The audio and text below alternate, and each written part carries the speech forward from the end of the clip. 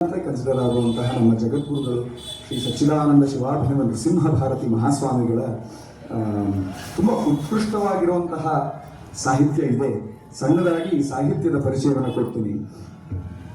ಆಸನ್ ಬಹವೋ ಘಸ್ರ, ಆಸನ್ ಬಹವೋ ಘಸ್ರ. ಭಗವತಿ, ನಿನ್ನನ್ನು ನೋಡದೆ ತುಂಬ ದಿವಸ ಆಗಿ ನನ್ನ ಹೃದಯ ಏಟಾಗಿದ್ಯಮ್ಮ ಅಂತ ಹೇಳ್ತಾ ಇದ್ದಾರೆ.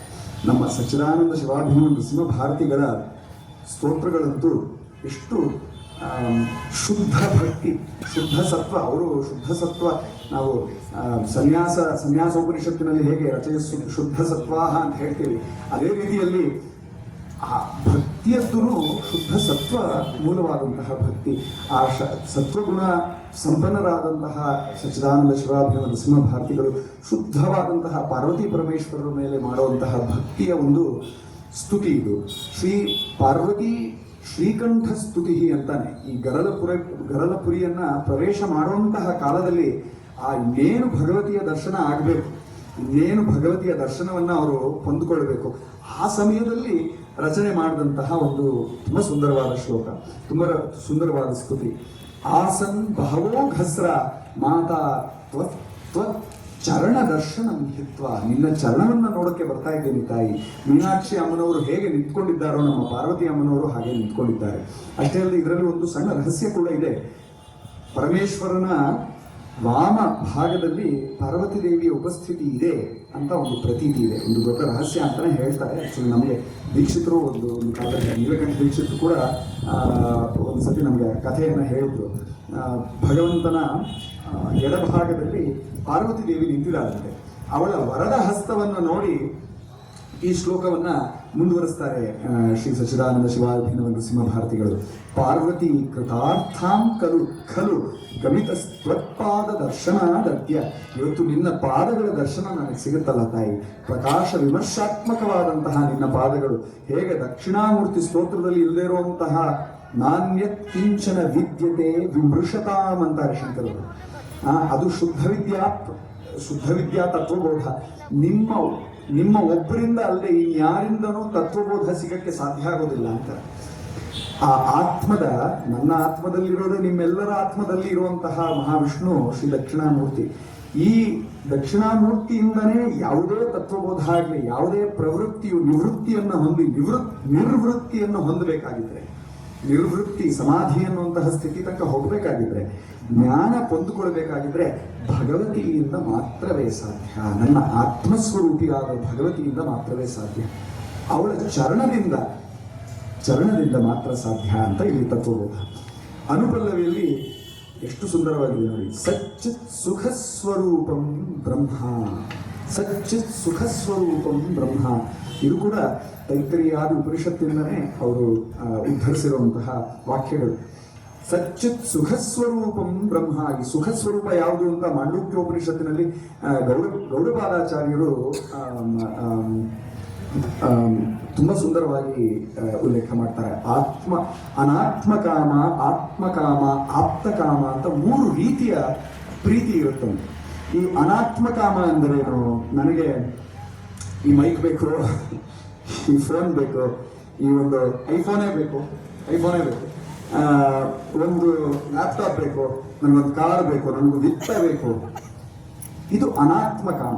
ಇದರಲ್ಲಿ ಸುಖ ಸಿಗಕ್ಕೆ ಸಾಧ್ಯ ಇಲ್ಲ. ಶಂಕರರ ಭಜಗೋವಿಂದಮಾದಿ ಸ್ತೋತ್ರಗಳಲ್ಲಿ ಎಲ್ಲ ಕಡೆ ಈ ಅನಾತ್ಮಕಾಮದಿಂದ ನಿನಗೆ ಸುಖ ಸಿಗಲ್ಲ ಅಂತಾನೆ ಅವರು ನಿದರ್ಶನವನ್ನೇ ನೀಡ್ತಾರೆ. ಅನಾತ್ಮಕಾಮದಿಂದ ಸುಖ ಸಿಗೋದಿಲ್ಲ.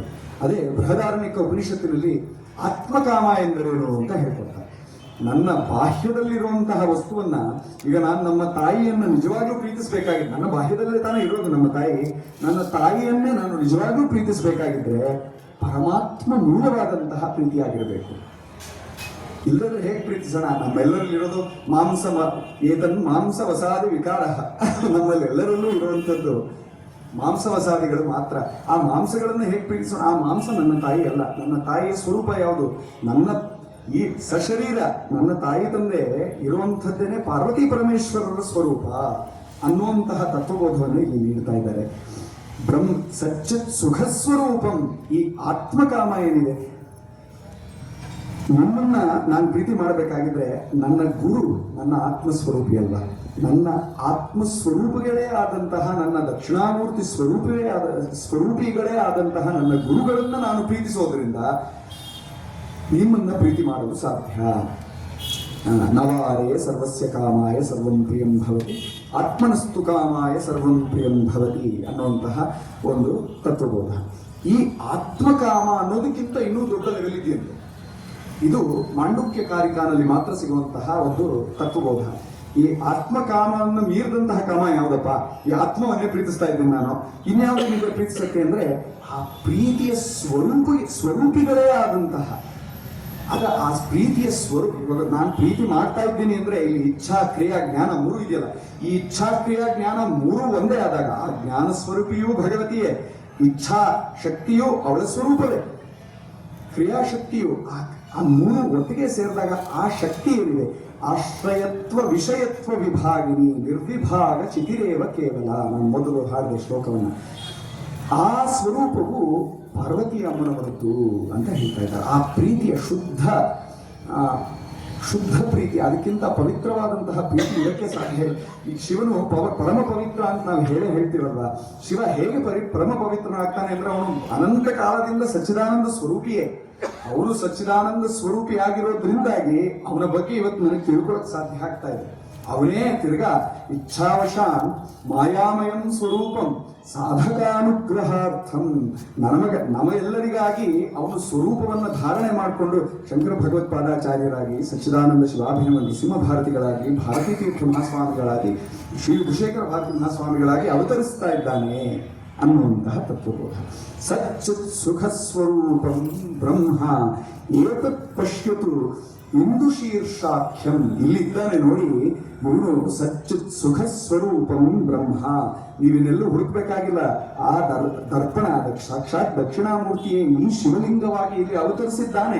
ಅಲ್ಲಿ ನೀವು ನೋಡ್ತಾ ಇರೋದು ಕಲ್ಲನ್ನಲ್ಲಪ್ಪ, ನೀವು ನೋಡ್ತಾ ಇರೋದು ನಿಮ್ಮ ಆತ್ಮವನ್ನ ಅಂತ ಇದ್ದಾರೆ ಶ್ರೀ ಸಚ್ಚಿದಾನಂದ ಶಿವಾಭಿನವ ನರಸಿಂಹ ಭಾರತಿಗಳು. ಅಲ್ಲಿಗೆ ನಿಲ್ಲಲ್ಲ ನೋಡಿ ಅವರ ಮಧುರ ಭಕ್ತಿ ಎಂಥದ್ದು. ಇತಿ ವದತಿ ಶೈಲತನಯ. ಪಾರ್ವತಿ ಅಮ್ಮನವ್ರು ಹೀಗೆ ಹೇಳ್ತಾ ಇದ್ದಾರಂತೆ, ಸಾಕ್ಷಾನ್ ನೂನಂ ಪ್ರಸಾರಿತ ಅಂಗುಲ್ಯ.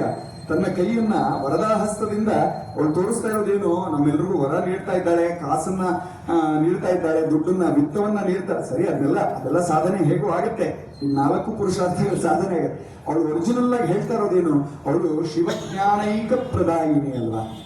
ಲಲಿತಾ ಸಹಸ್ರನಾಮದಲ್ಲಿ ಬರುತ್ತೆ ಶಿವಜ್ಞಾನೈಕ ಪ್ರದಾಯಿನಿ ಆಗಿರೋದ್ರಿಂದ ಅವಳು ನೀಡ್ತಾ ಇರೋದು ಇದೇ ತತ್ವ. ಅವಳು ಹಿಂಗೆ ತೋರಿಸ್ತಾ ಇರುವಂಥದ್ದು ಸಚ್ಚಿತ್ ಸುಖ ಸ್ವರೂಪಂ ಬ್ರಹ್ಮೈತ ಪಶ್ಯತು ಇಂದು ಶೀರ್ಷಾಖ್ಯಂ ಅನ್ನುವಂತಹ ಒಂದು ಸ್ತುತಿ. ಇನ್ನು ಮುಂದೆ ಹೇಳ್ತಾರೆ, ಭಕ್ತಾನಾಂ ಪಾಪ ವೃಕ್ಷೌಘಚ್ಛೇದನಾಯ ಇಂದುಶೇಖರ ಬಿಭರ್ಷಿ ಪಟ್ಟಸಂ ರತ್ನತ್ಸುರಂ ಕಿಂ ಲೋಕಶಂಕರ. ಆ ಲೋಕಶಂಕರನು ಈ ನಮ್ಮ ಶಂಕರ ಭಗವತ್ಪಾದಾಚಾರ್ಯರು ಬೇರೆ ಅಲ್ಲ, ಲೋಕಶಂಕರನು ಸಾಕ್ಷಾತ್ ಶಿವನು ಬೇರೆ ಅಲ್ಲ. ಇಲ್ಲಿ ಉಪಸ್ಥಿತಿ ಇರುವಂತಹ ನಮ್ಮ ಶ್ರೀಕಂಠೇಶ್ವರ ಬೇರೆ ಅಲ್ಲವೇ ಅಲ್ಲ. ಅದೇ ಇಂದುಶೇಖರನೇ ಲೋಕಶಂಕರನು, ಅದೇ ಲೋಕಶಂಕರನೇ ಶಂಕರ ಭಗವತ್ಪಾದಾಚಾರ್ಯರು ಅಂತ ಹೇಳಿದ ತಕ್ಷಣ ಹೇಳ್ತಾರೆ, ಶಿವನು ನಾಟ್ಯ ವಿದ್ಯಾ ಪ್ರವೀಣ ಅಲ್ವಾ, ಎಲ್ಲ ಸಮಗ್ರ ನಾಟ್ಯ ವಿದ್ಯೆಯು ಅವನಿಂದನೇ ವಿಮರ್ಶಿಸಬೇಕು. ಅವನು ಏನ್ ಮಾಡಿದಾನಂತೆ, ಒಂದು ಪಾದದಿಂದ ರಾಕ್ಷಸನ ತಲೆ ಮೇಲೆ ಸ್ಪರ್ಶ ಮಾಡಿದ್ದಾನೆ. ಇನ್ನೊಂದು ಪಾದ ಏನಪ್ಪ ಇದು, ವ್ಯೋಮ್ನಿ ದದಾಸಿ, ಮೇಲ್ಗಡೆ ಇಟ್ಟಿದ್ಯಲ್ಲ ನಿನ್ ಪಾದವನ್ನ, ಹಿಂಗ್ ಕಾಲು ಎತ್ಬಿಟ್ಟಿದ್ದಾನಲ್ಲಿ. ತಾಂಡವೇಶ್ವರನನ್ನು ನೋಡಿದ್ರೆ ಕಾಲು ಮೇಲ್ಗಡೆ ಎತ್ತಿದ್ದಾನೆ. ಇದೇನಪ್ಪ ಹೀಗೆ ಎತ್ತಿದ್ಯಾ ಅಂತಂದ್ರೆ ಅವ್ರು ಹಿಂಗ್ ಕೇಳ್ತಾ ಇರೋದು ಯಾಕೆ ಅಂದ್ರೆ, ಏನು ಈ ಇನ್ನೊಂದು ಪಾದವನ್ನು ಮಾತ್ರ ನಿಮ್ದು ಫ್ರೀ ಇದೆಯಲ್ಲ ಪಾದ, ಇನ್ನೇನು ಆಗ್ತಾ ಇಲ್ವಲ್ಲ ಅಂದ್ರೆ ಆ ಪಾದವನ್ನ ನನ್ನ ತಲೆ ಮೇಲೆ ಇಡು ಅಂತ ಅವ್ರು ಹೇಳ್ತಾ ಇರೋದು. ಆ ಪಾದವನ್ನ ಇಲ್ಲಿ ಪ್ರಕಾಶ ವಿಮರ್ಶಾತ್ಮಕವಾದಂತಹ ತುಂಬಾ ಉತ್ಕೃಷ್ಟವಾದಂತಹ ತತ್ವಬೋಧ ಇದೆ. ಪಾರ್ವತಿ ಅಮ್ಮನವರ ಪಾದವು ವಿಮರ್ಶಾತ್ಮಕ ಅಂತ ನೋಡಿದ್ರೆ ಪರಮೇಶ್ವರನ ಪಾದವನ್ನ ಪ್ರಕಾಶಾತ್ಮಕ ಅಂತ ನೋಡ್ಬೇಕಾಗುತ್ತೆ. ಪಾರ್ವತಿ ಅಮ್ಮನವರ ಪಾದವನ್ನ ಪ್ರಕಾಶಾತ್ಮಕ ಅಂತ ನೋಡಿದ್ರೆ ಅವಳೇ ನನ್ನ ಆತ್ಮಸ್ವರೂಪ ಅಂತ. ಶಿವನನ್ನ ನಾನು ವಿಮರ್ಶಾತ್ಮಕ, ಅವನು ನಾಟ್ಯವನ್ನ ಮಾಡಿ ಅಚಿಂತ್ಯ ರೂಪದಲ್ಲಿ ನನಗೆ ತತ್ವಬೋಧವನ್ನ ನೀಡ್ತಾ ಇದ್ದಾನೆ, ಜ್ಞಾನವನ್ನ, ಸುಖವನ್ನ. ಸಚ್ಚಿತ್ ಸುಖ ಸ್ವರೂಪಂ ಬ್ರಹ್ಮ ಅನ್ನುವಂತಹ ಒಂದು ತುಂಬಾ ಸುಂದರವಾದ ಪ್ರೀತಿಮಯವಾದಂತಹ ಒಂದು ತತ್ವಬೋಧವನ್ನು ಶ್ರೀ ಸಚ್ಚಿದಾನಂದ ಶಿವಾಭಿನವ ನರಸಿಂಹಭಾರತಿ ಮಹಾಸ್ವಾಮಿಗಳು ನೀಡ್ತಾರೆ. ಇಲ್ಲಿ ಹಂಸ ವಿನೋದಿನಿ ರಾಗದಲ್ಲಿ ಆಯೋಜಿಸ್ಕೊಂಡಿದ್ದೀನಿ. ಇದೊಂದು ಹಾಡಬಹುದಾ? ಹಾಡು